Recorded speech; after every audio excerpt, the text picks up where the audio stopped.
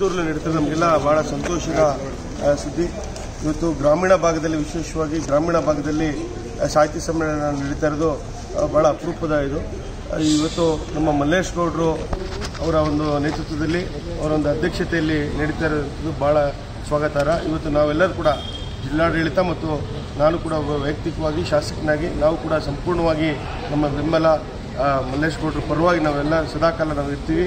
ಕನ್ನಡ ನಮ್ಮ ಗ್ರಾಮೀಣ ಭಾಷೆ ಸೊಗಡನ್ನು ನಾವು ಉಳಿಸಬೇಕು, ಬೆಳೆಸಬೇಕು ಅನ್ನೋ ನಿಟ್ಟಿನಲ್ಲಿ ಸದಾಕಾಲ ನಾವು ನಮ್ಮ ಸಾಹಿತ್ಯ ಪರಿಷತ್ ಜೊತೆಗೆ ಸದಾಕಾಲ ನಾವು ಇರ್ತೀವಿ ಅಂತ ಈ ಸಂದರ್ಭದಲ್ಲಿ ಹೇಳ್ತೀವಿ.